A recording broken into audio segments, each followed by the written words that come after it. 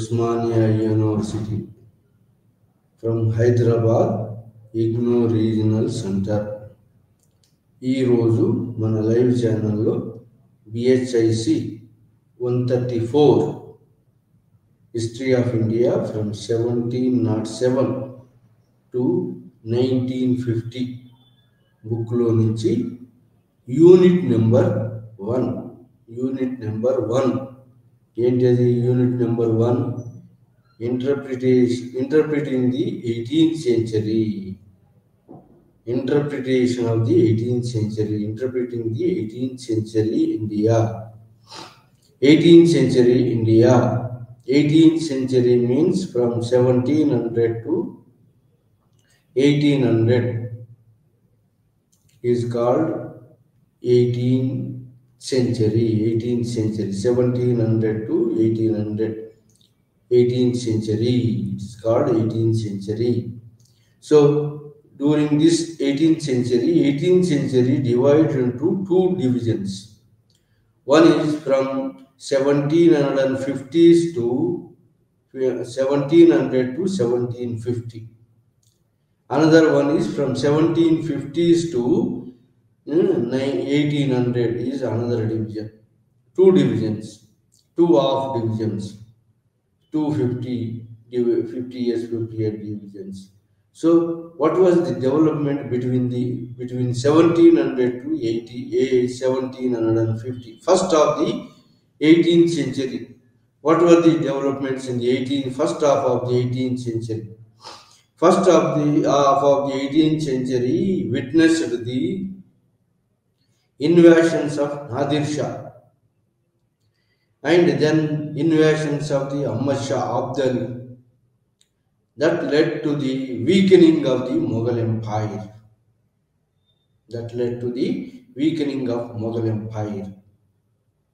That is the first half of the 18th century. These two invasions, the Nadir Shah invasion, Ahmad Shah Abdali invasions, led to the weakening of Mughal Empire. Then the Nadir Shah invasion mostly weakened the Mughal Empire. Then by 1707, Aurangzeb, a great ruler of Mughal ruler, the end period is ended. Thereafter, weak successors came, successive war started. Then that the disintegration of the Mughal Empire started. Here, the disintegration of Mughal Empire started in the first half of the 18th century. Some of them are called this disintegration of Mughal Empire is due to the weakness of the rulers or the successive wars, or else another the communal policy of Aurangzeb. These are all alleged. ఇవన్నీ చెప్పారు. Weakness అంటే ఈ first మొదటి అర్ధభాగంలో 18వ శతాబ్ది మొదటి అర్ధభాగము రెండవ అర్ధభాగంగా మొత్తం divide చేసినాం. ఇది 18th సెంచరీని ఇంటర్ప్రిట్ చేసేటప్పుడు, ఎక్స్ప్లెయిన్ చేసేటప్పుడు రెండు భాగాలుగా, టూ భాగాలుగా చేసినాం. చేసి మొదటి అర్ధభాగంలో జరిగిన సంఘటనలు ఏమిటి, రెండవ అర్ధభాగంలో 18th సెంచరీలో రెండవ అర్ధభాగంలో జరిగిన సంఘటనలు ఏంటి అని మనం ఇక్కడ ఈరోజు మన లైవ్ ఛానల్లో డిస్కస్ చేయబోతున్నాం. మొదటి అర్ధభాగంలో జరిగినటువంటి ఏంటంటే, గ్రేట్ రూలర్ ఎవరు, ఔరంగజేబ్ పీరియడ్ ఎండ్ అయింది. బై 1707కి ఎండ్ అయిపోయి అంతమైంది. దాని తర్వాత నాదిర్ షా దండయాత్ర చేశాడు మొఘల్ ఎంపైర్ మీద, మొఘల్ ఢిల్లీ మీద. సో దాని తర్వాత అహ్మద్ షా అబ్దాలి కూడా దండయాత్ర చేశాడు. సో ఈ విధంగా దండయాత్రలు అనుకోండి, గొప్ప rulers, great rulers, last great Mughal ruler Aurangzeb period death తర్వాత జరిగినటువంటి సంఘటనలు ఏంటంటే సక్సెసివ్ వార్స్, మరి సింహాసనంకై పోట్లాట జరగటం, మరి కింగ్ మేకర్స్గా ప్రైమ్ మినిస్టర్స్ ఎమర్జీ కావటం, ప్రధానమంత్రులు ఎమర్జీ కావటం, మరి ఆ టైంలోనే ఇంకెవరైతే మరదాస్ ఎమర్జీ కావటం, సో మహారాష్ట్రియన్స్ ఎమర్జీ కావటం జరిగింది. సో ఈ విధంగా మరదాస్ ఎమర్జీ కావటము, తర్వాత ఔరంగజేబు పాలసీకి వ్యతిరేకంగా తిరుగుబాటు చేసిన జాటులు, సిక్కులు, ఆ తర్వాత రోహిల్లాసు, వీళ్ళు కూడా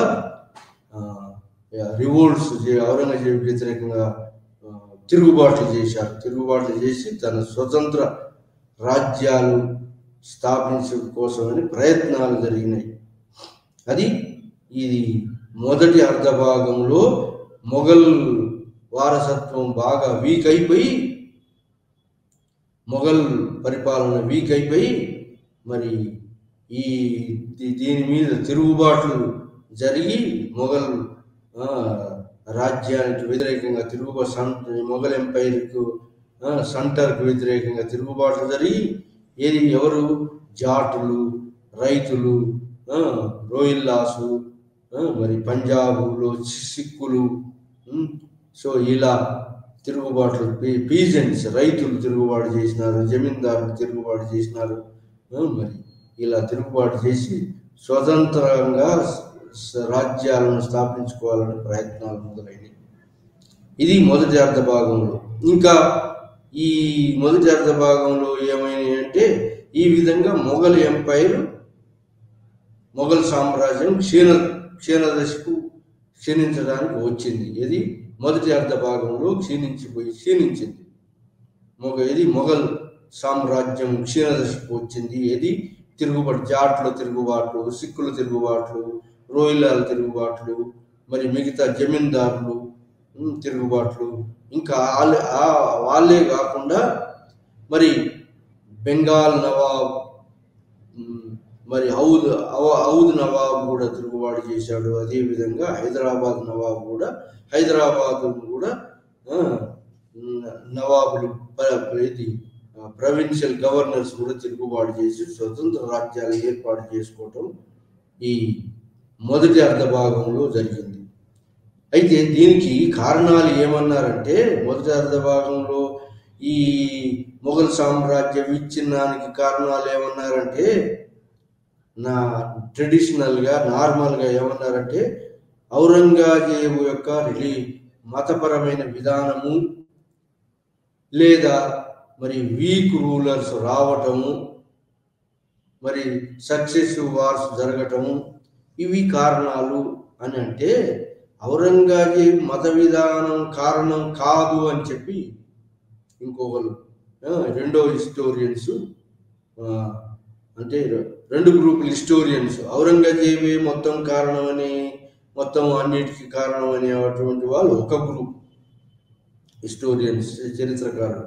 మిగతా ఇంకో గ్రూప్ ఏంటి, ఔరంగజేబు కారణం కాదు, ఔరంగజేబు మత విధానం అసలే కారణం కాదు, ఔరంగజేబు మత విధానం కారణమైతే జాటులు, సిక్కులు, మరి వీళ్ళు చేశారు తిరుగుబాటు, మరి రైతులు చేశారు తిరుగుబాటు, అది హిందువులు కాబట్టి చేశారు అనుకున్నాం. కానీ ముస్లింలు అయినటువంటి నవాబులు, గవర్నర్లు కూడా, ఔద్ నవాబు, మరి బెంగాల్ నవాబ్ అలీవర్డి ఖాన్, హైదరాబాదులో ఉన్నటువంటి నిజాం ముల్ముల్ కాషబ్జా, వీళ్ళు కూడా సెంట్రల్ కోర్టులో ఉన్న నిజాం ముల్ముల్ కాషబ్జా కూడా తన యొక్క స్వతంత్ర రాజ్యాలను స్థాపించుకోవాలని ముస్లింలు కూడా స్వతంత్ర రాజ్యాల స్థాపనకై మరి నడుము కట్టి మొఘల్ సామ్రాజ్యాన్ని విచ్ఛిన్నం కారణమైంది. విచ్ఛిన్నం కారణమైంది అంటే ఏంటి, ఈ ఔరంగజేబు మతపరమైన విధానం అయినట్టయితే ముస్లిం గవర్నర్లు తిరుగుబాటు చేయకూడదు, మరి ఓన్లీ హిందువులే తిరుగుబాటు చేయాలి, ఇంకోటి హిందూ రాజపుత్రులు బాగా సహకరించారు ఎవరికి, మొఘల్ రాజులు. కానీ అది ముస్లిం గవర్నర్లే సహకరించకుండా స్వతంత్ర రాజ్యాల స్థాపన చేసుకున్నారు. ఎవరు, ఔద్ నవాబ్ అయితే, బెంగాల్ నవాబ్ అయితే, మరి హైదరాబాదు స్టేట్ను ఫార్మేషన్ చేసినటువంటి నవాబ్ గవర్నర్లు అయితే ఈ ముస్లిం స్టేట్స్ను ఎస్టాబ్లిష్ చేసుకున్నారు. అంటే ముస్లిం గవర్నర్లు మరి తిరుగుబాటు చేసి తాను స్వతంత్రాన్ని ప్రకటించుకుంటే మతపరమైన విధానం కాదు. ఏంటిది? Structural deficiency.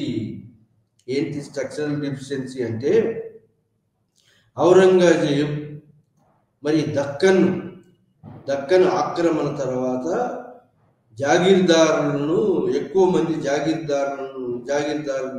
ఇవ్వాల్సి వచ్చింది. జాగీర్లు ఇవ్వటానికి మరి ల్యాండ్ కూడా దక్కన్లో ఏమి కొదవలేదు, మిగతా చోట్ల కొదవలేదు. కొత్తగా వచ్చినటువంటి జాగీర్దారులను న్యూ ఎలిమెంట్స్ ఎవరైతే కొత్తగా అస్పిరెంట్స్ వచ్చినటువంటి యొక్క ఫ్యూడల్ ఉన్నారు కదా, ల్యాండెడ్ మ్యాగ్నేట్స్ను అబ్జర్వ్ చేసుకోలేకపోయింది. దేంట్లో? మొఘల్ ఎంపైర్లో అబ్జర్వ్ చేసుకోక వాళ్లకు జాగీర్లు ఇయ్యలేకపోయినారు. ఔరంగజేబు తర్వాత వారసులు జాగీర్లు ఇయ్యలేకపోయి వాళ్ళు జాగీర్లు తమకి ఇయ్యలేదని కినకతోటి వాళ్ళు స్వతంత్రంగా మరి తమ ఉన్నటువంటి ఈ జాగీర్దారులు తమకున్న పలుకుబడితోటి అక్కడున్న రైతులతోటి తిరుగుబాటు చేయించి స్వతంత్ర రాజ్యాలను స్థాపనకు దారితీసింది. ఇదేంటి? సెంటర్ ఫెయిల్ కావటం. సెంటరు చేంజింగ్ సినారియోని బట్టి నడుచుకోకుండా కొత్త న్యూ ఎలిమెంట్స్ జాగీర్దారులను జమీందారులను మరి ఎంపైర్లో అమాల్గమేట్ ఎంపైర్లో కలుపుకొని రాజ్యంలో కలుపుకొని వాళ్ళకు కూడా కొన్ని పదవులు ఇచ్చినట్టయితే ఈ మొఘల్ సామ్రాజ్య క్షీణత ఆగిపోయేది. అంటే ఇది స్ట్రక్చరల్ డిఫిషియన్సీ ఉంది అని చెప్తున్నారు.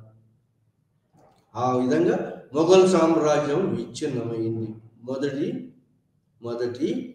18వ శతాబ్దం మొదటి అర్ధ భాగంలో మొఘల్ సామ్రాజ్యం విచ్ఛిన్నానికి ఇవన్నీ కారణమైనాయి. ఇది స్ట్రక్చరల్ డిఫిషియన్సీ. మరి రీజనల్ పవర్స్ ఉన్నటువంటి వాళ్ళు, రీజన్ వైజ్గా ఉన్నటువంటి జమీందారులు జాగీర్దారులు స్వతంత్రం ప్రకటించుకోవటం, వాళ్ళను సరిగ్గా సామ్రాజ్యంలో కలుపుకోకపోవటం, ఇంటిగ్రేట్ చేసుకోకపోవటం, టైంకి ఇంటిగ్రేట్ చేసుకోకపోవటం వాళ్ళ స్వతంత్ర రాజ్యాల స్థాపనకు దారితీసింది. ఆ విధంగా సెంట్రలైజేషన్ చేయాలంటే అది డీసెంట్రలైజేషన్ అయ్యింది. ఈ ఏకీకృత పరిపాలన చేయాలి, మన్సబ్దారీ సిస్టమ్, జాగీర్దారీ సిస్టమ్ పెట్టి ఏకీకృత పరిపాలన చేయాలనుకుంటే అది మొత్తం విచ్ఛిన్నానికి దారితీసింది. ఆ విధంగా ఓవర్ సెంట్రలైజేషన్ చేయాలనుకుంటే అది డీసెంట్రలైజ్ అయింది. ఇది స్ట్రక్చరల్ డిఫిషియన్సీ. మరి టైంకు స్పందించకుండా ఈ యొక్క ఎవరైతే ఏర్పాటువాదులు స్వతంత్రంగా రాజ్యాల స్థాపన చేసుకున్న వాళ్ళను సరిగ్గా అకామిడేట్ చేయకపోవడంతో ఈ ల్యాండ్ లార్డ్స్, పీజెంట్, ఈ జమీందారులను జాగీర్దారులను సరిగా సామ్రాజ్యంలో అకామిడేషన్ చేసుకోవడంతో అవి రీజనల్ సెంటర్స్గా మరి ఇండిపెండెంట్ స్పిరిట్ తోటి రీజనల్ సెంటర్స్గా ఏర్పాటు కావడానికి దోహదపడింది. ఇది స్ట్రక్చరల్ డిఫిషియన్సీ. కానీ మత విధానం కాదు అని చెప్తున్నారు. ఇది 18వ శతాబ్ది మొదటి అర్ధభాగం విశ్లేషణ. రెండవ అర్ధభాగం విశ్లేషణ ఏంటంటే, మరి రెండవ అర్ధభాగంలో ఏంటంటే ఈస్ట్ ఇండియా కంపెనీ అంటే బ్రిటిష్ వాళ్ళు battle of Plassey 1757, battle of boxer, ఈ రెండు యుద్ధాలతోటి మరి ఇండియాలో తమ రాజకీయ ఆధిపత్యాన్ని తమ హస్తగతం చేసుకున్నారు. ఇది రెండవ అర్ధభాగంలో జరిగినటువంటి మొదట్లో జరిగినటువంటి యొక్క ఈస్ట్ ఇండియా కంపెనీ తన యొక్క ఈస్ట్ ఇండియా కంపెనీ తన new technology, new fire technology, new weapons. మొఘల్స్కు వెపన్స్ లేవు, అవి సరిగ్గా యూజ్ చేయలేదు సరిగ్గా. సో కానీ English East India company new rifles, new వెపన్స్తో వచ్చి, న్యూ టెక్నాలజీతో వచ్చి వాళ్ళు ప్లాసీ యుద్ధంలో, బాక్సర్ యుద్ధంలో మరి మొఘళ్ళ మీద గెలవటం, మొఘళ్ళ మీద మరి ప్లాసీ ఈ బెంగాల్లో Siraj-ud-Daulah east India company Siraj 17 Plassey యుద్ధంలో బెంగాల్ నవాబ్ మీద గెలవటం, ఆ తర్వాత కర్ణాటక యుద్ధాల్లో గెలవటం. ఎవరు? ఈ ఫారిన్ పవర్స్ అయినటువంటి ఈస్ట్ ఇండియా కంపెనీ కర్ణాటక యుద్ధంలో మరి మిగతా కర్ణాటక యుద్ధం French east India company, English East India company మధ్యలో మొదలైనటువంటి కర్ణాటక యుద్ధం దక్కన్లో అల్టిమేట్గా ఫ్రెంచ్ వాళ్ళు నిలబొట్టి, మొత్తం ఫ్రెంచ్ వాళ్ళని పోటీ లేకుండా నిలబొట్టి హైదరాబాదులో, కర్ణాటకలో మరి రాబర్ట్ క్లైవ్ యొక్క నేర్పరితనంతో ఈస్ట్ ఇండియా కంపెనీ తన ఆధిపత్యాన్ని ఎస్టాబ్లిష్ చేసుకుంది, కైవసం చేసుకుంది, పొలిటికల్ ఆధిపత్యాన్ని. అదేవిధంగా మరి పొలిటికల్ ఆధిపత్యాన్ని కైవసం చేసుకొని నార్థన్ సర్కార్ పొందింది ఈస్ట్ ఇండియా కంపెనీ. అదేవిధంగా బెంగాల్లో కూడా రాబర్ట్ క్లైవ్ సిరాజుద్దౌలా మీద మరి గెలిచి ఏం చేసినాడు?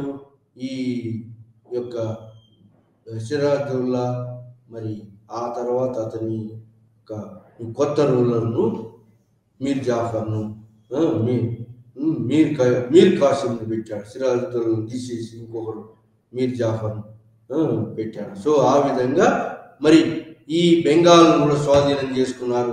ఆ తర్వాత బెంగాల్ నవాబు, ఔద్ నవాబు, మరి ఈ మొఘల్ ఎంపరర్ ముగ్గురు కలిసి మరి ఈస్ట్ ఇండియా కంపెనీ మీద యుద్ధం చేశారు. దాన్ని బ్యాటిల్ ఆఫ్ బాక్సర్ అంటారు, 1763. దాంట్లో కూడా ఈ ముగ్గురు నవాబులు ముస్లింలు ఓడిపోయినారు. మొఘల్ ఎంపరర్ ఓడిపోయినాడు, బెంగాల్ నవాబు ఓడిపోయినాడు, ఔద్ నవాబు ఓడిపోయినాడు. ముగ్గురు కలిసి ఒక కూటంగా ఏర్పడ్డా కూడా ముగ్గురు ఓడిపోయినారు. దాంతో ఈస్ట్ ఇండియా కంపెనీకి మరి దివానీ రైట్స్, బీహార్ అండ్ బెంగాల్లో దివానీ రైట్స్, పన్ను వసూలు చేసే అధికారం ఇచ్చారు. దివానీ రైట్స్ బీహార్ అండ్ బెంగాల్ ఏరియాలో. సో ఆ విధంగా ఈస్ట్ ఇండియా కంపెనీ తన యొక్క గవర్నమెంట్ను ఎస్టాబ్లిష్ చేసుకుంది పన్ను వసూలు చేయడానికి. ఆ విధంగా నామినల్ పవర్ నవాబ్ దగ్గర ఉంటుంది, రియల్ పవర్ అంతా పన్ను వసూలు చేసి, పన్ను వసూలు చేసి మరి ఆదాయం సమకూర్చుకునే పవర్ అంతా కూడా దీనికి ఎవరికి? ఈ ఈస్ట్ ఇండియా కంపెనీకి మొదలైంది. ఆ విధంగా డబుల్ గవర్నమెంట్ ఎందుకు బెంగాల్లో మొదలైంది? డబుల్ గవర్నమెంట్ అంటే 2 ప్రభుత్వాలు. సో ఈ విధంగా బెంగాల్లో ఉన్నటువంటి యొక్క మరి రిచ్ సాయిల్, రిచ్ ప్రొడక్షన్ ఈ అంతా కూడా మరి ఈస్ట్ ఇండియా కంపెనీ కైవసం చేసుకొని బెంగాల్లో ఉన్నటువంటి ధనము కూడా, బెంగాల్లో ఉన్నటువంటి రిచ్ సాయిల్ నుంచి ప్రొడ్యూస్ అయినటువంటి యొక్క పంటలు ఇవన్నిటి తన మిలిటరీని బాగా ఎక్కువ చేసుకోవడానికి, మరి తన పొలిటికల్ పవర్ని ఎస్టాబ్లిష్ చేసుకోవడానికి బెంగాల్ అండ్ ఈ battle of boxer, battle of Plassey, battle of boxer 2 యుద్ధాల వల్ల ఈస్ట్ ఇండియా కంపెనీ తన యొక్క ఆధిపత్యాన్ని, రాజకీయ ఆధిపత్యాన్ని తన హస్తగతం చేసుకొని మరి రూలర్స్ అందరిని కూడా డిక్టేట్ చేయటం మొదలుపెట్టింది. వార్ అండ్ కాంక్వెస్ట్ పాలసీ మొదలుపెట్టాడు. యుద్ధం చేయడం, ఓడించడం, ప్రాంతాలు లాగేసుకోవడం. ఆ విధంగా వారన్ హేస్టింగ్ మరి బాగా ఈస్ట్ ఇండియా కంపెనీకి రాజ్యాలను సంపాదించి పెట్టాడు, భూభాగాలను సంపాదించి పెట్టాడు. ఆ విధంగా మొత్తం చాలా భాగం మరి రూలర్స్ను తొలగించి, రూలర్స్ను సబార్డినేట్ చేసుకుని వెలస్లీ సబ్సిడరీ అలయన్స్ తోటి మరి 1820 వచ్చే వరకు అందరు నేటివ్ రాజులను తన రాజకీయ ఆధిపత్యంలోకి తీసుకొచ్చుకున్నారు. ఇది 2వ అర్ధ భాగంలో జరిగినటువంటి యొక్క మార్పు. మొదటి అర్ధ భాగంలో మొఘల్ ఎంపైర్ విచ్ఛిన్నమై మరి regional powers, regional provinces emerge అయినాయి, రీజనల్ గవర్నమెంట్స్ ఎమర్జ్ అయినాయి. ఇది మొదటి అర్ధ భాగంలో. రెండవ అర్ధ భాగంలో ఏమైందంటే ఈస్ట్ ఇండియా కంపెనీ తన యొక్క నేర్పరి యుద్ధాలు డిప్లొమసీ ద్వారా రాజకీయ ఆధిపత్యాన్ని మరి ఈస్ట్ ఇండియా కంపెనీ తన హస్తగతం చేసుకున్నది. సో అది రెండవ అర్ధ భాగంలో జరిగినటువంటి యొక్క మార్పు. తన హస్తగతం చేసుకున్న తర్వాత ఈస్ట్ ఇండియా కంపెనీ మరి ఏం చేసింది అంటే, ఈస్ట్ ఇండియా కంపెనీ తన యొక్క పాలసీలను, అంతకుముందున్న నేటివ్ పాలసీలను కూలదోసి తన యొక్క పాలసీస్ను, రెవెన్యూ పాలసీస్, కమర్షియల్ పాలసీస్, తన మిలిటరీని ఎక్కువ చేసుకోవటం, ఈ యొక్క రిచ్నెస్, బెంగాల్ రిచ్నెస్ తోటి తమ బెంగాల్లో పన్నులు వసూలు చేయడం, రెవెన్యూ సిస్టమ్స్ పెట్టారు. ఆ విధంగా కారణవాలిస్ పెట్టాడు. ఇది పర్మనెంట్ సెటిల్మెంట్, భూస్వామ్య విధానం, భూస్వామ్య జమీందారీ సిస్టాన్ని 1893లో కారణవాలిస్ పెట్టాడు. వారణాసి ఇంపీరియల్ బిడ్డింగ్ సిస్టమ్ ఉండే, బిడ్డింగ్ సిస్టమ్ తీసేసి, వేలం వేసే పద్ధతిని తీసేసి కారణవాలిస్ మరి శాశ్వత భూమి ట్యాక్స్ వసూలు చేసే పద్ధతి, జమీందారు సిస్టాన్ని పెట్టాడు. దాని తర్వాత థామస్ మన్రో రైతువారి సిస్టాన్ని పెట్టాడు. ఆ విధంగా మొత్తం రాజకీయ ఆధిపత్యం తన గుప్పిట్లో తీసుకొని the East India company explain చేయడానికి మొదలుపెట్టింది. ఒకటి monopoly of trade and commerce, that is called ఏమంటారు మర్కెంటైల్ ఫేజ్. మర్చెంట్స్ మోనోపోలీ మొదలు పెట్టారు. అది mercantile phase. East India company తమ యొక్క రాజకీయ ఆధిపత్యంతో ఆర్థికంగా ఉన్నటువంటి వర్తక వ్యాపారాలన్నిటి కూడా తన గుప్పెట్లోకి తీసుకొచ్చుకున్నది ఈస్ట్ ఇండియా కంపెనీ. మిగతా కంపెనీలందరినీ ఎలిమినేట్ చేసింది. సో ఆ విధంగా ఈస్ట్ ఇండియా కంపెనీ ఏది ట్రేడ్ అండ్ కామర్స్లో తమ గుత్తాధిపత్యాన్ని నెలకొల్పడం మొదలుపెట్టింది. అది మర్కెంటైల్ ఫేజ్. దాని తర్వాత ఇండస్ట్రియల్ ఫేజ్, తర్వాత ఫైనాన్స్ క్యాపిటల్స్ ఫేజ్.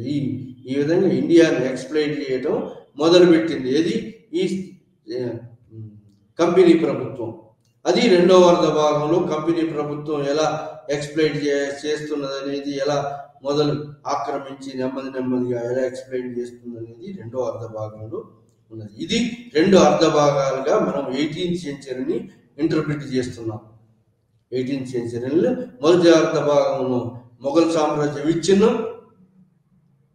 రెండో అర్ధ భాగంలో ఈస్ట్ ఇండియా కంపెనీ రాజకీయ ఆధిపత్యంతో సముద్రాధిపత్యం కూడా ఈస్ట్ ఇండియా కంపెనీకి వచ్చింది. ఆ విధంగా వర్తక వ్యాపారం, ఎకానమీ ఆధిపత్యం కూడా ఈస్ట్ ఇండియా, రాజకీయ ఆధిపత్యంతో ఎకానమీ మీద ఆధిపత్యం కూడా ఈస్ట్ ఇండియా కంపెనీకి రావడం జరిగింది. ఆ విధంగా India is a colony of the exporting goods.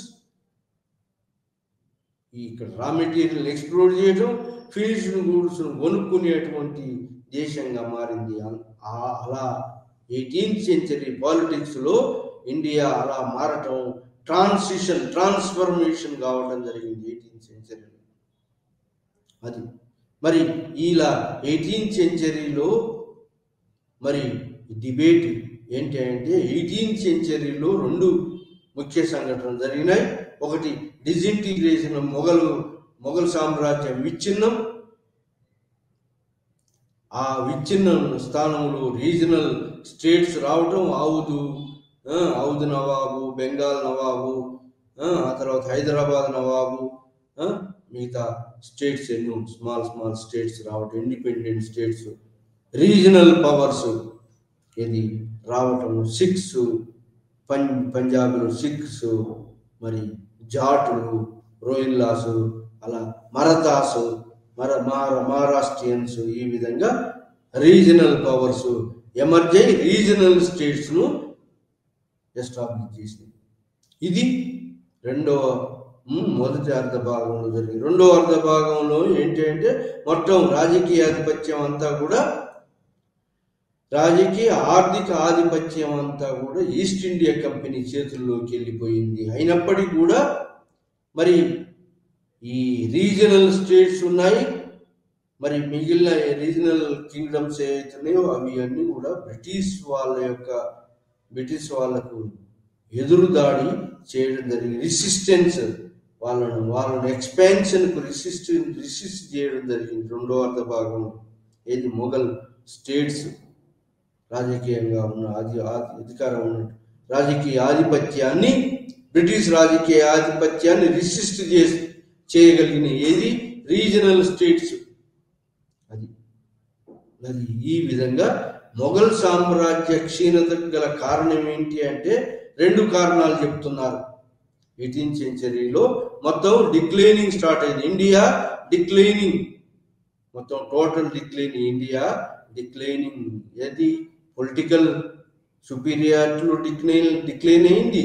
Regional decentralisation పోయి సెంట్రల్ పవర్స్ వీక్ అయిపోయి డీసెంట్రలైజేషన్ అయ్యి రీజనల్ స్టేట్స్ ఎమర్జ్ అయ్యి మరి అల్టిమేట్ గా ఈ రీజనల్ స్టేట్స్ ఈ కన్ఫ్యూజన్ లో ఏమొచ్చినాయంటే రీజనల్ స్టేట్స్ రావడంతో ఈస్ట్ ఇండియా కంపెనీ ఆపర్చునిటీగా తీసుకొని పొలిటికల్ వ్యాక్యూమ్ను మరి ఫిల్ చేసి మొత్తం మరి భారతదేశంకి మొత్తం రాజకీయ ఆధిపత్యాన్ని మొత్తం కూడా తన గుప్పిట్లోకి తీసుకొచ్చుకున్నది ఈస్ట్ ఇండియా కంపెనీ యుద్ధాల వల్ల. మరి డిప్లొమసీ ద్వారా ఈ విధంగా రాజకీయ ఆధిపత్యం కూడా తమ ఆధీనంలోకి తీసుకొచ్చుకున్నది ఈస్ట్ ఇండియా కంపెనీ. ఆ విధంగా రాజకీయ ఆధిపత్యం ఎప్పుడు వచ్చిందో ట్రేడ్ అండ్ కామర్స్ ఆధిపత్యం కూడా దాని చేతిలోకి పోయింది. వర్తక వ్యాపారం కూడా దాని చేతిలోకి ఈస్ట్ ఇండియా కంపెనీ చేతిలోకి పోయింది. ఆ విధంగా వర్తక వ్యాపారం ఇంతకుముందు ఉన్నటువంటి వర్తక వ్యాపారం కాకుండా ఇంతకుముందు ఏంటి నేటివ్ రాజులు లోకల్ వర్తక వ్యాపారం ఉండేది. ఇప్పుడు అట్లా కాకుండా గ్లోబల్ కనెక్షన్ వచ్చింది. గ్లోబల్ కనెక్షన్ అంటే ఈ బ్రిటిష్ కనెక్షన్ ఎక్కడి నుంచి అట్లాంటిక్ ఓషన్ నుంచి ఇండియన్ ఓషన్ నుంచి మరి పసిఫిక్ ఓషన్లో సముద్రాలలో వర్తక వ్యాపారం మారిపోయింది. ఇంతకుముందు మధ్యధరా సముద్రం నుంచి వర్తక వ్యాపారం ఉంటుండే. ఇప్పుడు సముద్రాలలో పసిఫిక్ ఓషన్, అట్లాంటిక్ ఓషన్, మరి ఇండియన్ ఓషన్స్ సముద్రాలలో వర్తక వ్యాపారం మొదలైంది. సముద్ర నావల మీద పడవల మీద వర్తక వ్యాపారం మొదలైంది. ఆ విధంగా డ్రాస్టిక్ చేంజెస్ వచ్చినాయి ఎకానమీలో. ఏంటి సముద్రయానం డామినెంట్గా మారింది ఈ 18th సెంచరీలో. ఆ విధంగా మరి ఈ లోకాలిటీ రీజనల్ సెంటర్గా ఉన్నటువంటి రీజనల్ స్టేట్స్ కూడా మరి వాటి సముద్రయానంలో ఉన్నటువంటి యొక్క బలోపేతంతో అవి కూడా మరి ఈ రీజనల్ స్టేట్స్ కూడా మరి ఈ లోకల్గా ఉన్నటువంటి ఓడర్ రేవుల మీద తమ పెత్తనం చెలాయించి అవి కూడా బలంగా తయారైంది. ఆ విధంగా మొఘల్ సామ్రాజ్యం క్షీణించిపోయి మరి రీజనల్ స్టేట్స్ బలంగా అయినాయి. ఆ రీజనల్ స్టేట్స్లో బలంగా అయినటువంటి రీజనల్ స్టేట్స్ ఏంటి అంటే అప్పుడు ఆ 18th సెంచరీలో రీజనల్ స్టేట్స్ బలంగా అయిన రీజనల్ స్టేట్స్ అంటే ఔద్, బెంగాల్, హైదరాబాద్ ఇండిపెండెంట్ ప్రకటించిన తర్వాత పంజాబ్ 6 స్టేట్స్, మరతాస్ ఇవి ఇండిపెండెంట్గా తమ యొక్క స్వతంత్రాన్ని ప్రకటించుకున్నటువంటి రాజ్యాలు. ఈ విధంగా స్వతంత్ర రాజ్యాలు బలమైన రాజ్యాలుగా ఏర్పడి సెంటర్లో ఉన్నటువంటి మొఘల్ పవర్ను వీక్ చేసినాయి. వీక్ చేయడానికి వివిధ కారణాలు ఉన్నాయని చెప్పాను. వీక్ చేయడానికి కారణాలు మరి రీజనల్స్ ఓవర్ సెంట్రలైజేషన్ చేయాలని చెప్పి మొఘల్ రాజులు అనుకుంటే డీసెంట్రలైజ్ అయిపోయి రీజనల్ పవర్స్ ఎమర్జ్ అయినాయి. దాంట్లో హిందూ ముస్లిం తేడా లేదు. హిందువులు రీజనల్ పవర్స్ ఎమర్జ్ అయినాయి, ముస్లింలు కూడా రీజనల్ స్టేట్స్గా ఎమర్జ్ అయినాయి. హిందూ స్టేట్స్ ఏంటి రీజనల్ స్టేట్స్గా ఎమర్జ్ అయిన వాటిలో జాట్స్, సిక్కు స్టేటు మరి మిగతా హిందూ బనారస్, కాశీ ఫేమస్ పిలిగ్రిమేజ్ సెంటర్గా ఎమర్జ్ అయింది బనారస్, కాశీ. అదేవిధంగా ముస్లిం స్టేట్స్ కూడా ఎమర్జ్ అయినాయి. అది బెంగాల్ అలీవర్ అలీ ఖాన్ బెంగాల్, అండ్ నిజాముల్ ముల్క్ ఆషఫ్ జా హైదరాబాద్, అండ్ దెన్ మరి హైదరాబాద్ ఔద్ నవాబ్. సో ఈ విధంగా ఔద్, బెంగాల్ అండ్ హైదరాబాద్ ముస్లిం స్టేట్స్గా అవి తమ యొక్క స్వాతంత్రాన్ని ప్రకటించుకున్నాయి. ముస్లిం స్టేట్స్గా అవి ఎమర్జ్ అయినాయి. సో ఈ విధంగా రీజనల్ స్టేట్స్ తమ యొక్క సంస్కృతిని, అంటే మొఘల్ కాలంలో ఉన్నటువంటి యొక్క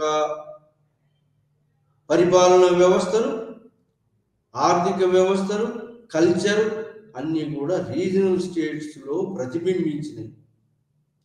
అంటే మొఘల్ రాజ్యము సెంట్రిక్ ఈ రెండు అప్రోచెస్ అన్నారు. సెంట్రిక్ అప్రోచ్, రీజనలిస్టిక్ అప్రోచ్ అని.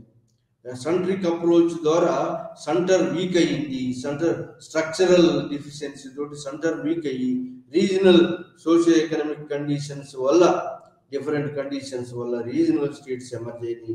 రీజనల్ స్టేట్స్ మరి ఈ మొఘల్ సెంట్రల్ అథారిటీని బాగా బలహీనపరిచి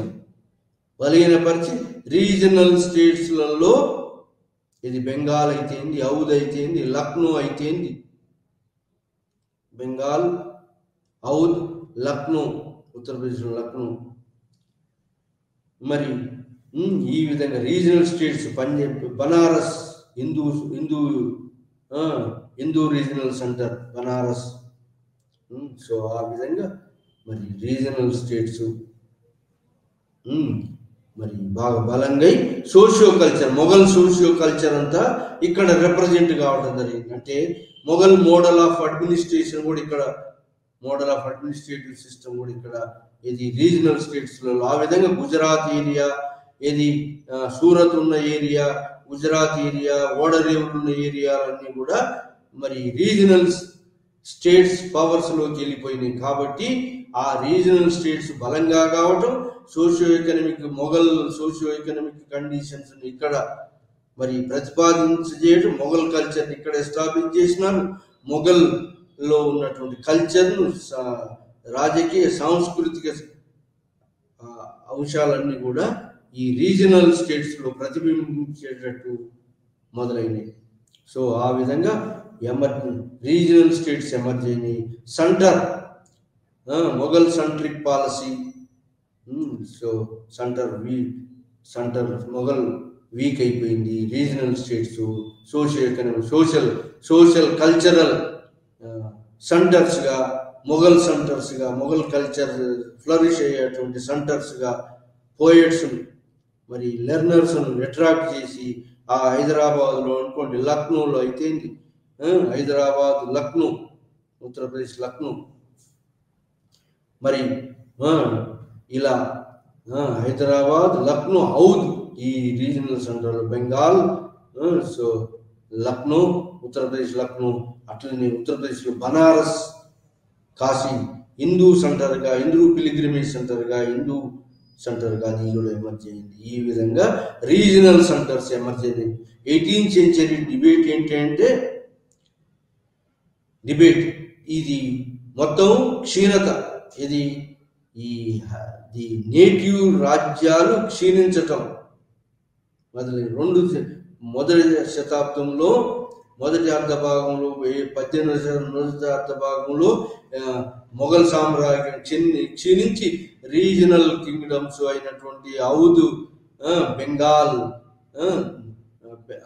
బెంగాల్ అండ్ ఆల్సో హైదరాబాద్ అట్లాంటి ముస్లిం స్టేట్స్, మరి సిక్ స్టేట్స్, పంజాబ్ సిక్ స్టేటు, మరి మరతాస్, సో పీష్వాస్ ఎమర్జ్ కావటం, ఇలాంటి రీజనల్ స్టేట్స్, బలమైన స్టేట్స్ ఎమర్జ్ కావటం, సెంట్రల్ పవరు, మరి ఈ జమీందారులు, జాగీర్దారులు ఎవరైతే ఉన్నారో వాళ్ళను సరిగ్గా వాళ్ళకు సరి అయినటువంటి ప్రాతినిధ్యం ఈ మొఘల్ ఎంపైర్లు లేకపోవడంతో ఈ జమీందారులు, జాగీర్దారులు, లోయర్ క్లాస్ పీజెంట్స్ వీళ్ళందరూ మూకుమ్మడిగా మొఘల్ సెంట్రిక్ పాలసీని, సెంట్రలైజేషన్ పాలసీని వ్యతిరేకించి రీజనల్ కింగ్డమ్స్గా ఎమర్జ్ అయినాయి.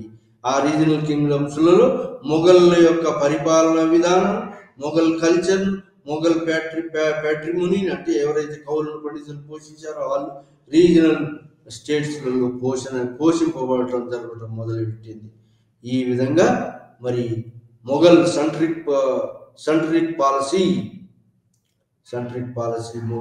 మొఘల్ సామ్రాజ్యానికి చేయడానికి సెంట్రిక్ పాలసీ కాకుండా రీజనల్ స్టేట్స్ తమ స్వతంత్రాన్ని ప్రకటించుకోవడం, సెంట్రలైజేషన్కి వ్యతిరేకంగా అవి కౌంటర్గా తయారయ్యి మరి డీసెంట్రలైజేషన్గా వివిధ ప్రాంతాలుగా అవి సోషియో కల్చరల్ సెంటర్స్గా, మొఘల్ సోషియో కల్చరల్ సెంటర్స్గా ఎమర్జీ కావటం మొదలైంది. అది 18th సెంచరీ రీజనల్.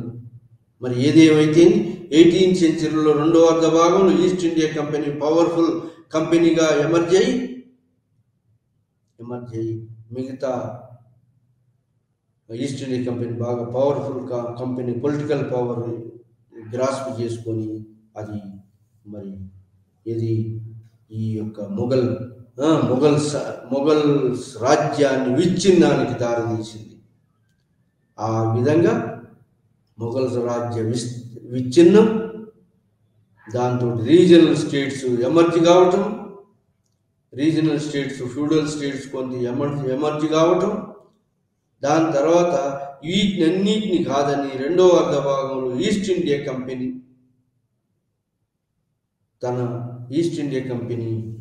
దాని యొక్క యుద్ధాలతోటి war and conquest policy 1757, 63-64 Buxar war యుద్ధాలతో మొదలైనటువంటిది. 1820 వరకు సబ్సిడరీ అలయన్స్ తోటి అన్ని నేటివ్ రాజ్యాలను తమ ఆధీనంలోకి తీసుకొచ్చుకున్నాయి. ఆ విధంగా ఈ ఇండియా రాజులకు, ఇండియన్ గవర్నమెంట్ ప్రావిన్షియల్ రూలర్స్కి ఏ అధికారం లేకుండా మొత్తం తన ఆధీనంలోకి తీసుకొచ్చుకునేదాన్ని సబార్డినేట్ అలయన్స్ తోటి లొంగ తీసుకున్నాయి రీజనల్ స్టేట్స్ అన్ని కూడా.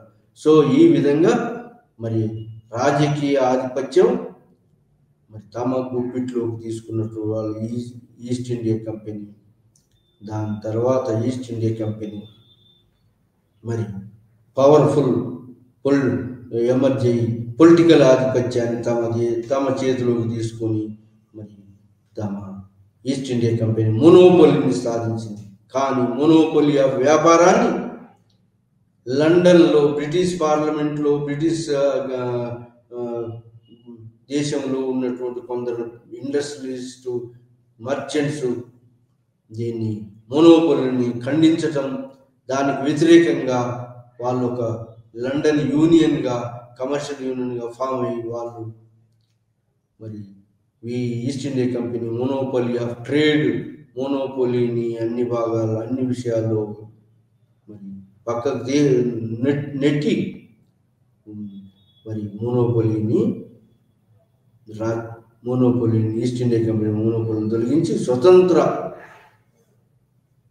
మోనోపోలీని తొలగించి మరి ఈ విధంగా మరి రాజకీయ ఆధిపత్యం మరి ఆర్థిక ఆధిపత్యం తమ గుప్పిట్లోకి తీసుకోవటం మొదలుపెట్టింది. ఏది ఈస్ట్ ఇండియా కంపెనీ. ఆ విధంగా political ascendancy of the East India company.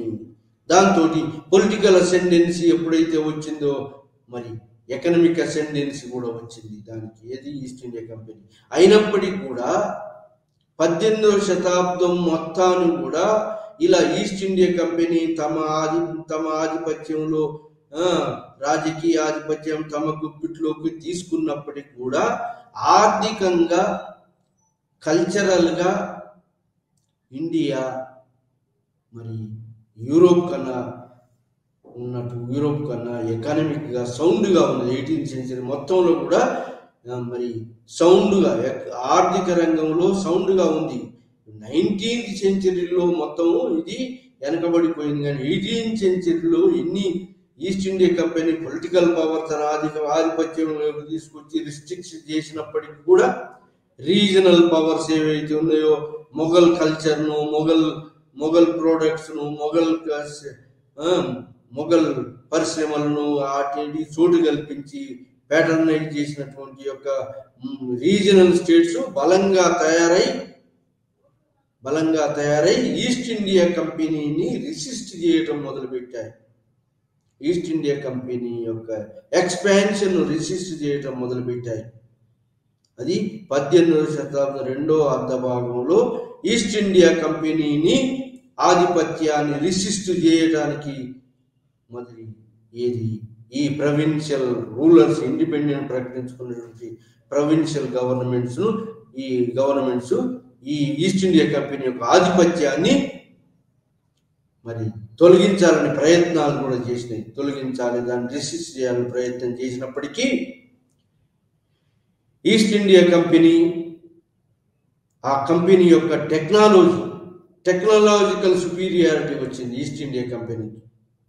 దాని తర్వాత టెక్నాలజికల్ సుపీరియారిటీ అంటే gun powder, fire arms use చేసింది.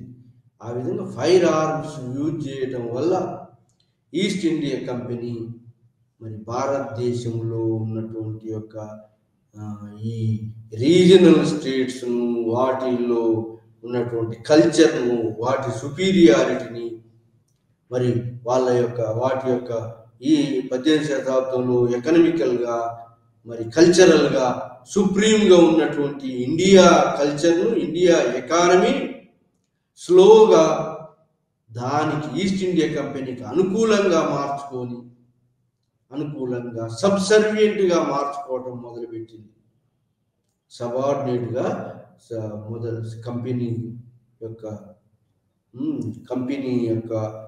కంపెనీ ఈ రాజకీయ ఆధిపత్యాన్ని నెమ్మదిగా ఈ ప్రొవిన్షియల్ స్టేట్స్కు తొలగించి తమ ఆధిపత్యాన్ని ఎస్టాబ్లిష్ చేసుకోవడానికి ఈస్ట్ ఇండియా కంపెనీ మరి వర్తక వ్యాపార ఆధిపత్యం, పొలిటికల్ ఆధిపత్యం తన చేతుల్లోకి నెమ్మదిగా ట్రాన్స్ఫర్ చేసుకోగలిగింది. ఆ విధంగా మరి ఇండియా 18th సెంచరీలో ఒక గ్లోబల్ ట్రేడ్ అండ్ కామర్స్లో గ్లోబల్ రిలేషన్స్, గ్లోబల్ ఈ గ్లోబలైజేషన్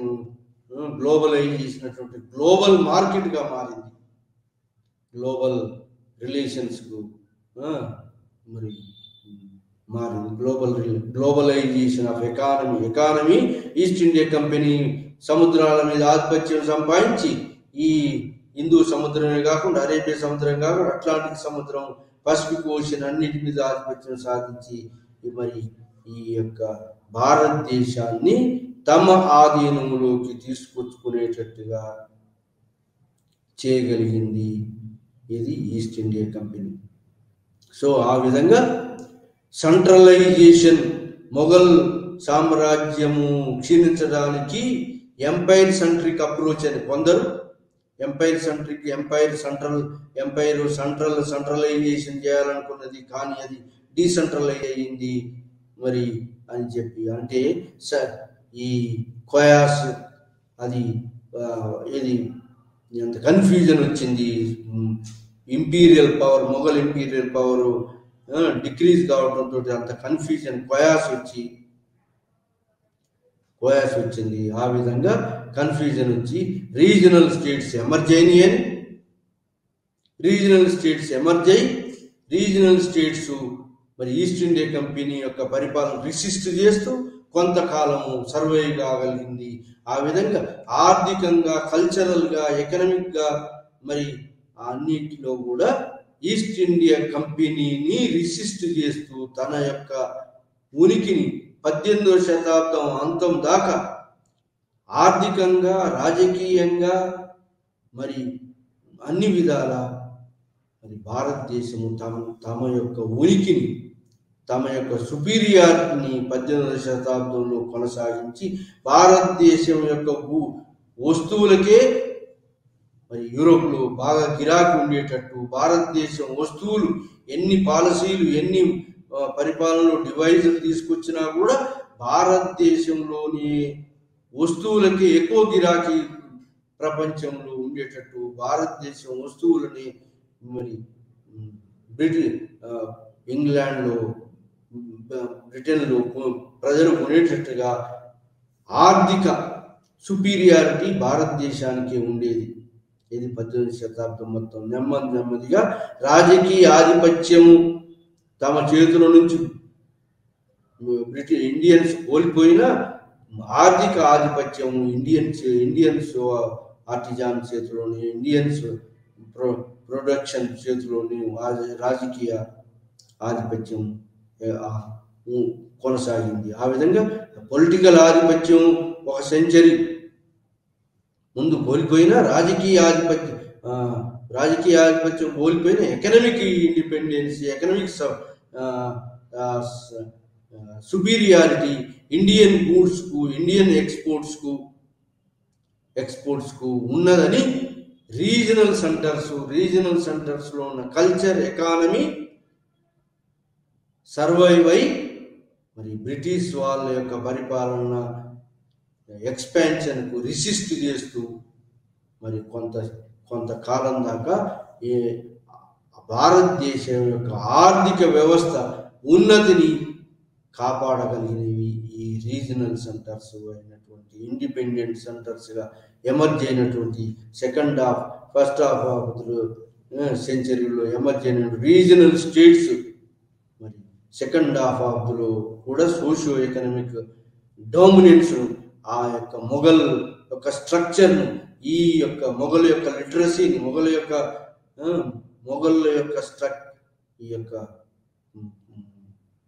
ఈ పరిపాలన విధానాన్ని కానీ కల్చర్ను కూడా ప్యాటర్నైజ్ చేసి ఆ యొక్క ప్రాంతీయ స్టేట్స్ అయినటువంటి బెంగాల్, మరి ఈ యొక్క ఔద్, మరి హైదరాబాద్, ఈ స్టేట్స్లలో ప్రాంతీయంగా తమ యొక్క సుపీరియారిటీని, మరి ఎకనామిక్ సుపీరియారిటీని కొనసాగిస్తూ బ్రిటిష్ ఆధిపత్యాన్ని మరి క్వశ్చన్ చేస్తూ ఈ 18వ శతాబ్దం వరకు మరి రీజనల్ స్టేట్స్ సబార్డినేట్ అయినప్పటికీ అవి ఎకనామికల్గా స్ట్రాంగ్గా ఉన్నవి.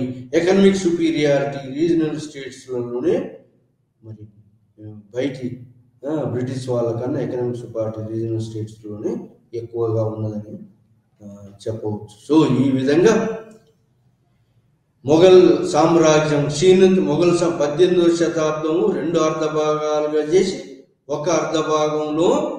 మొదటి అర్ధభాగంలో మొఘల్ సామ్రాజ్యం విచ్ఛిన్నం, మొదటి అర్ధభాగంలో మొఘల్ సామ్రాజ్యం విచ్ఛిన్నానికి నాదిర్ షా, అహ్మద్ షా అబ్దాలీ దాడులు, మరి తిరుగుబాట్లు, పంజాబ్లో సిక్కులు తిరుగుబాట్లు, జాట్ల తిరుగుబాట్లు, మరి బెంగాల్లో బెంగాల్ నవాబు స్వతంత్రాన్ని ప్రకటించుకోవటం, ఔద్ నవాబు స్వతంత్రం ప్రకటించుకోవటం, తర్వాత మరి ఈ హైదరాబాద్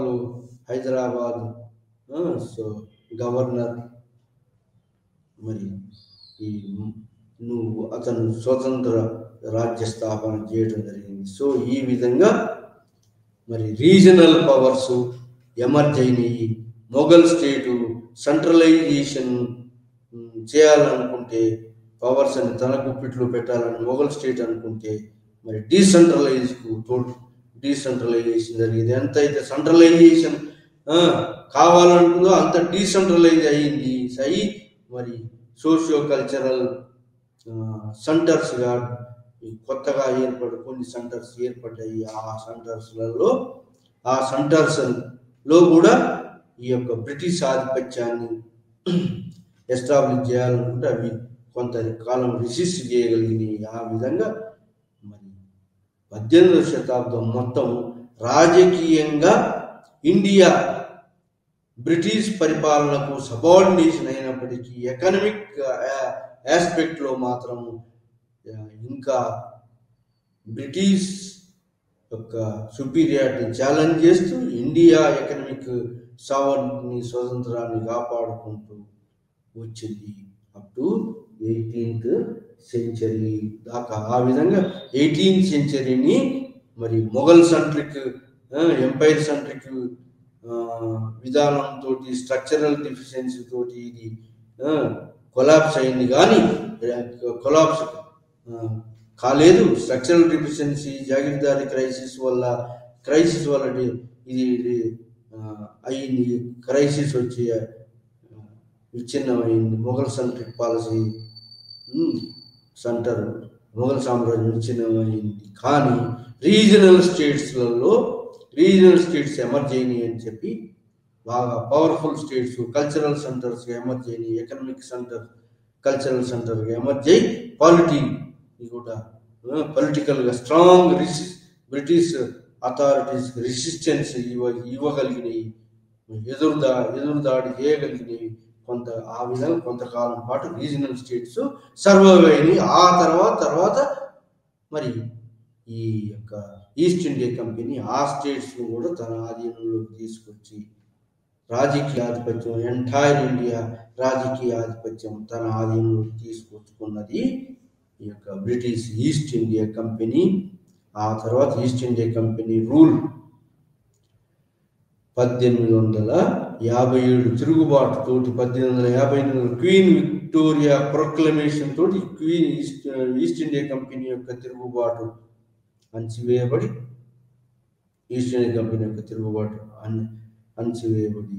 ఈ మొఘల్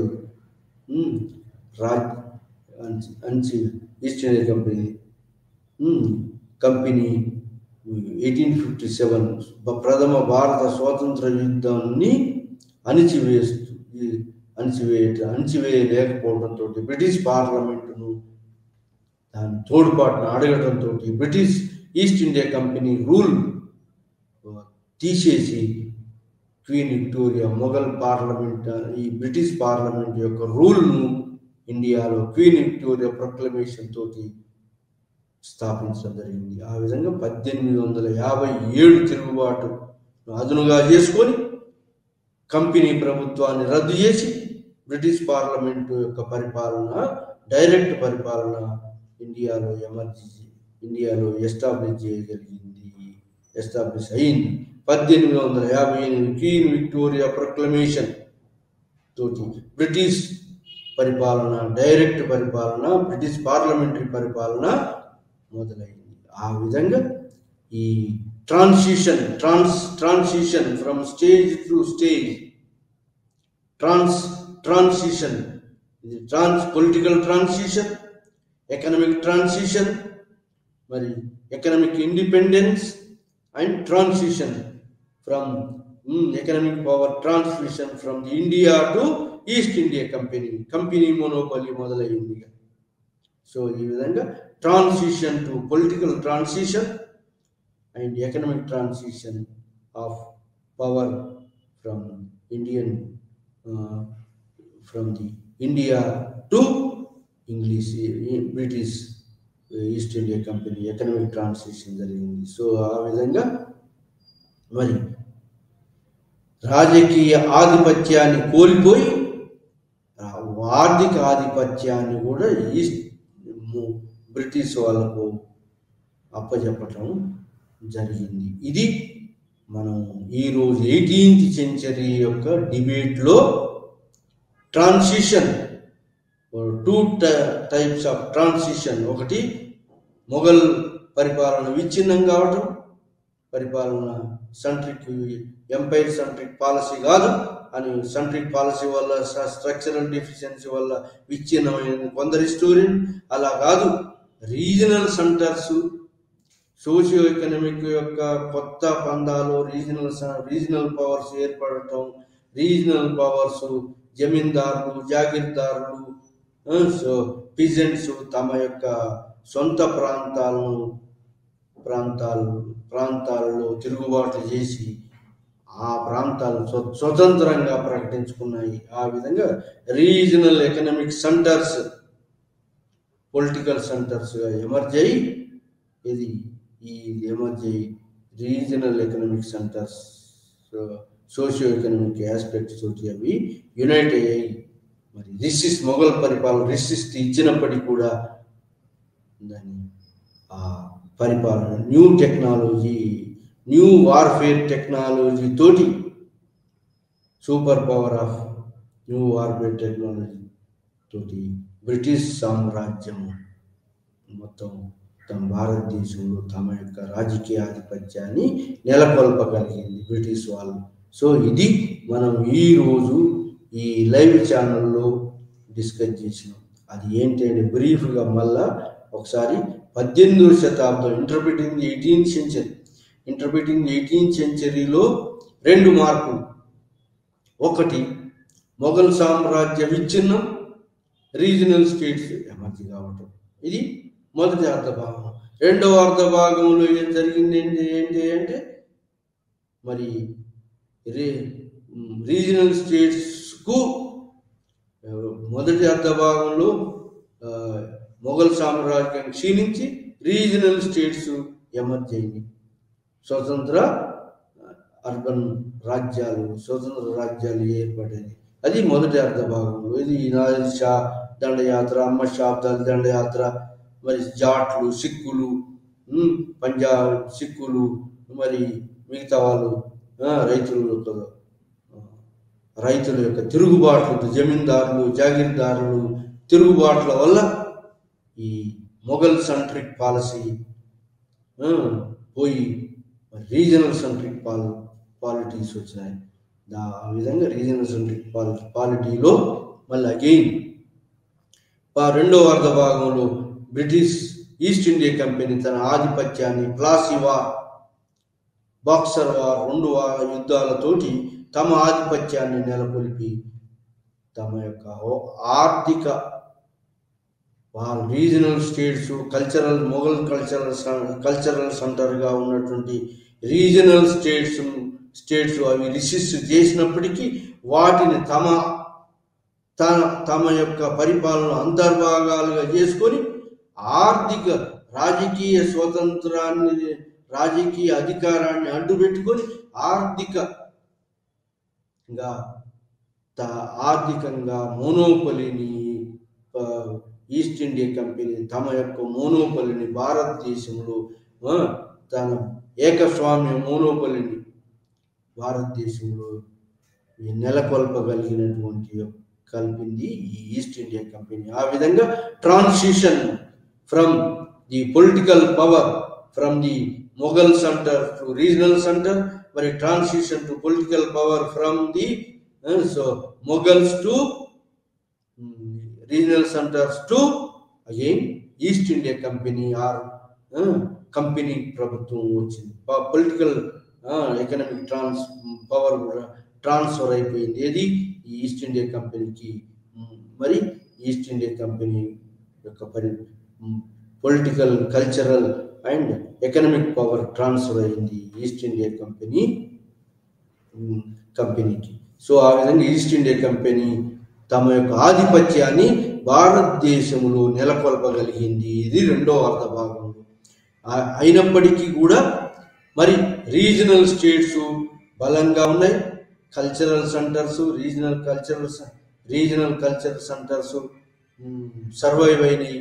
అయినప్పటికీ నెమ్మదిగా ఈస్ట్ ఇండియా కంపెనీని రెసిస్ట్ చేసినప్పటికీ ఈస్ట్ ఇండియా కంపెనీ రాజకీయ ఆధిపత్యంతో ఈ కల్చరల్ ఆధిపత్యాన్ని కూడా తోసేసి తమ యొక్క మోనోపలిని ఎస్టాబ్లిష్ చేసుకున్నాయి. ఇది మనం ఈరోజు లైవ్ ఛానల్లో ఈ interpreting 18th century Indian history, 18th century interpreting 18th century Indian హిస్టరీని మనం ఈరోజు ఈ లైవ్ ఛానల్లో మనం డిస్కస్ చేసినాము. అది మనం ఈ ఇంటర్ప్రిటింగ్ ది 18th సెంచరీ అనేది మనం ఈరోజు డిస్కస్ చేసినాం. అది మనం ఈ విధంగా పవర్ మరి మొఘల్స్ నుంచి రీజనల్ స్టేట్స్కు, రీజనల్ స్టేట్స్ నుంచి మరి ఈస్ట్ ఇండియా కంపెనీకి పొలిటికల్, ఎకనామిక్ పవర్ ట్రాన్సిషన్ జరిగి ఈస్ట్ ఇండియా కంపెనీ యొక్క political power, economic power establish అయింది. ఆ విధంగా 18th సెంచరీలో India global relation, India is a part of global ఎకానమీకి మారింది. ఆ విధంగా గ్లోబల్ గ్లోబలైజేషన్ ఇలా ఎప్పుడైతే మనం అంటున్నామో ఆ లిబరలైజేషన్ గ్లోబలైజేషన్ 18th సెంచరీలోనే ఈస్ట్ ఇండియా కంపెనీ యొక్క కనెక్షన్ తోటి గ్లోబలైజేషన్ ఎకానమీగా మారింది.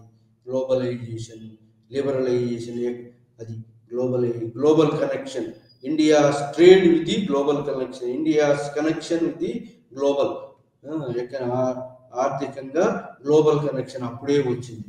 అది మళ్ళీ ఇప్పుడు 1991 పివి నరసింహారావు గ్లోబలైజేషన్ లిబరలైజేషన్ అనేది అప్పుడే మనకు ఈస్ట్ ఇండియా కంపెనీ వచ్చినప్పుడే వర్తక వ్యాపారం అంతా గ్లోబలైజేషన్ అయింది.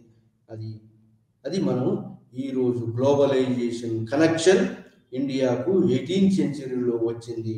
ఆ విధంగా global transition Indian political cultural aspects అన్ని గ్లోబలైజేషన్ కనెక్షన్కు మారినాయి.